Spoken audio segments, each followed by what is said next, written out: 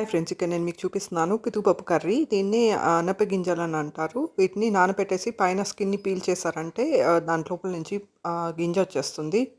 చూసారు కదా, ఇలా ఉంటుందన్నమాట. దీంతో కర్రీ అయితే చేస్తారు. నార్మల్గా మసాలా అయినా వేస్ట్ చేసుకోవచ్చు, నార్మల్గా కూడా చేసుకోవచ్చు అనమాట. నేనైతే మసాలా లేకోకుండా నార్మల్గా చేస్తున్నాను.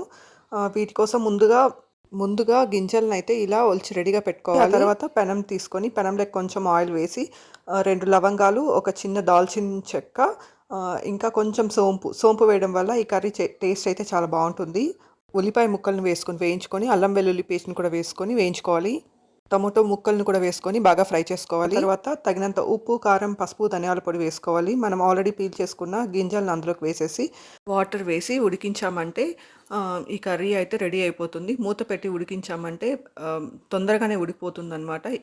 ఈ పప్పు ఉడికితేనే చాలా బాగుంటుంది. ఉడకపోతే అసలు బాగోదన్నమాట. పచ్చివాసన వస్తుంది. బాగా ఉడికించుకున్నారంటే టేస్ట్ అయితే చాలా బాగుంటుంది. పిల్లలు ఈ కర్రీని తినడానికి అయితే చాలా ఇష్టపడతారు. దోశతోనూ బాగుంటుంది, చపాతీతో కూడా మంచి కాంబినేషన్ అనమాట. ఇడ్లీలో కూడా బాగుంటుంది. మా పిల్లలు అయితే దోశలతో తినడానికి చాలా ఇష్టపడతారు. రైస్తో కూడా చాలా బాగుంటుందన్నమాట. ఇలాంటి కర్రీస్ పిల్లలు ఇష్టంగా తింటారు. Thank you for watching my video. Please subscribe.